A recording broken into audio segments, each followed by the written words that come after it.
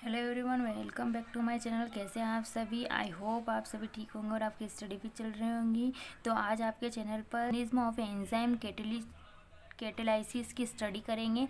तो सबसे पहले हम इसकी इंट्रोडक्शन देखते हैं कि एंजाइम एक्शन की मैकेनिज्म देते हुए कई साइंटिस्ट ने अपने अलग अलग मत प्रस्तुत किए जो कि निम्नलिखित थे। यानी जो एंजाइम के जो एक्शन है उसकी मैकेनिज्म को समझते हुए बहुत सारे साइंटिस्ट ने अलग अलग मत दिए, उनको हमने प्रस्तुत किया है जो निम्नलिखित हैं।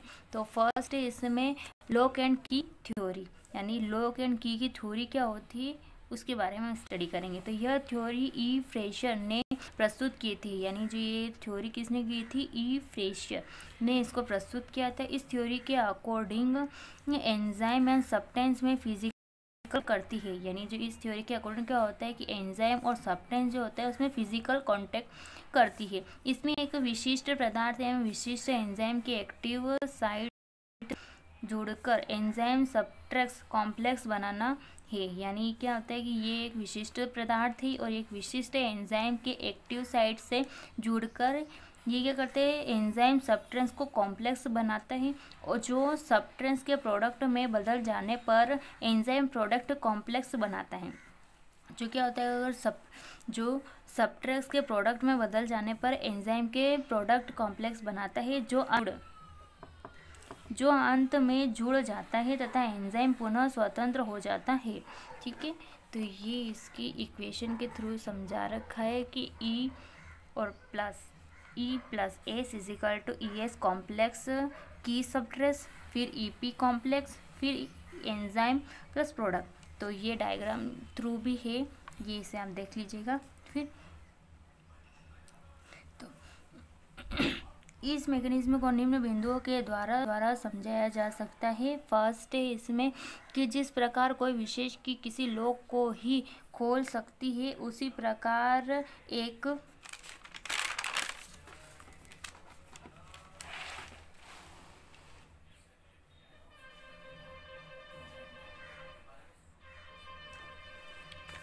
एंजाइम एक विशेष सब्सट्रेट पर ही कार्य करता है। फिर सेकेंड एंजाइम सब्सट्रेट के एक्टिव साइट पर ठीक उसी तरह जुड़ता है जिस तरह एक विशेष लॉक में उसकी की फिरती है।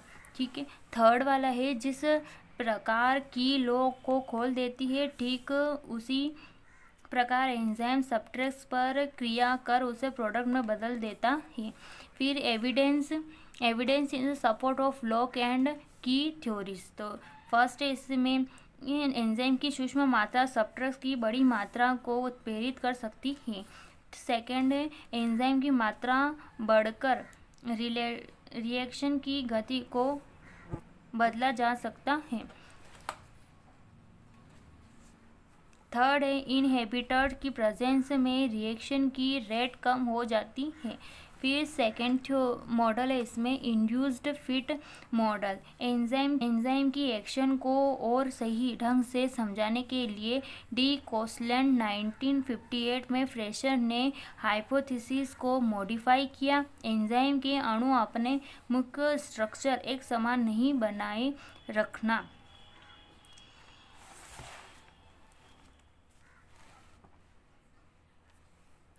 जो फर्स्ट है इसमें बटरेसिंग ग्रुप और कैटेलाइटिक ग्रुप। तो फर्स्ट है इसमें बटरेसिंग ग्रुप तो सब्सट्रेट को आधार प्रदान करता है तथा सेल ग्रुप सब्सट्रेट को प्रोडक्ट में तोड़ने का रखता है। ये दोनों ग्रुप अलग अलग लेकिन पास स्थित होते हैं। इसकी ग्रीव एंड से कर सकते हैं और एक ही ग्रीव अर्थों से बैठ सकते हैं। तो ये इसका डायग्राम। फिर evidence in support of induced fit theory के द्वारा यह परिमाणित होता है कि सब्सट्रेट के समय स्ट्रक्चर वाला पदार्थ एंजाइम द्वारा परिवर्तित नहीं होता है जिसके कारण वह एंजाइम के ब्यूटेरेसिंग ग्रुप में की फिट नहीं हो पाती है, जिससे एंजाइम में कई विन्यास परिवर्तन नहीं हो पाता है तथा कैटेलाइटिक ग्रुप इनहिबिटर से दूर बना रहता है।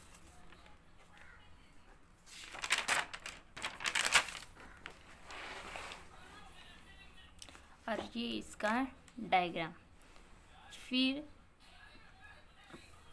एंजाइम सब्सट्रेट कॉम्प्लीट थ्योरी, तो यह हाइपोथेसिस थ्योरी ने 1903 में प्रस्तुत की है। इसके अकॉर्डिंग एंजाइम पर विशेष प्रकार की रखना पाई जाती है जिससे पेम्पलेट कहते हैं, जिसे सब्सट्रेट के अणु जोड़ते हैं। उसकी संपूर्ण क्रिया को निम्न पदों में समझा जा सकता है। फर्स्ट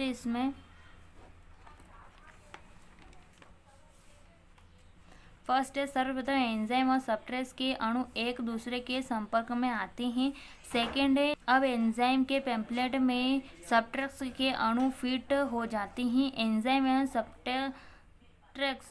सब्सट्रेट के फिट होने पर ES कॉम्प्लेक्स का निर्माण होता है। फोर्थ है इसमें ES कंप्लीट अधिक एक्टिव होता है जो जल से क्रिया कर प्रोडक्ट का निर्माण करता है।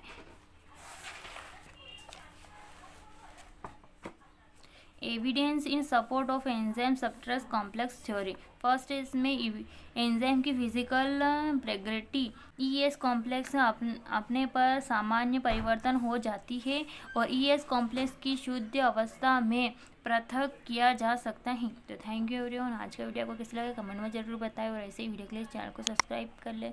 इस वीडियो के नोट्स आपको मेरे टेलीग्राम चैनल पर मिल जाएंगे। Thank you so much.